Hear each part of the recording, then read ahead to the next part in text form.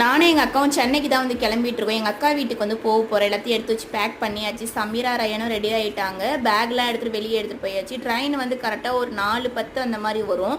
விழிநூர்லேருந்து ஏறினோன்னா இப்போ சென்னை வந்து தாம்பரம் வந்து போய் சேர்ந்துடலாம். அதனால் வந்து நடந்து போயிட்டுருக்கோம். அம்மா தான் ட்ரெயின் ஏற்றி வரதுக்கு வந்தாங்க. சமீராவுக்கும் ரயனுக்கு எப்படின்னா இப்போ ட்ரெயினில் நம்ம வந்து ஊருக்கு தான் போகிறோம், மோம்தம்மா வீட்டுக்கு போகிறோம்னு சொல்லிட்டு தான் சமீரா என்னோட பொண்ணு வந்துட்டுருக்கான். ஆனால் நான் போல எங்கள் அக்காவை ட்ரெயின் ஏற்ற தான் வந்து நானும் எங்கள் அம்மாவும் வந்திருக்கோம்.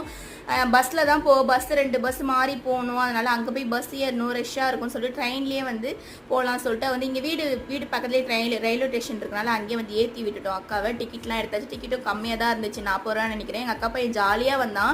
ட்ரெயினில் எங்கள் அக்காவும் எங்கள் அக்கா பையனை மட்டும் ஏறினதில் ரொம்பவே சேடாக ஆகிட்டான். நான் வந்து பேக்கெலாம் கொடுத்துட்டு கீழே இறங்கி வந்ததுமே அவன் வந்து பாய் கூட எனக்கு சொல்லவே இல்லை. ரயன் பாய் சொல்லவே இல்லை. அவன் ரொம்பவே சேடாக ரொம்ப அமைதியாக இருந்தான். ரொம்பவே கஷ்டமாக இருந்துச்சு. அதுக்கப்புறம் ட்ரெயின்லாம் ஏற்றி விட்டு வீட்டுக்கும் கிளம்பி வந்தாச்சு.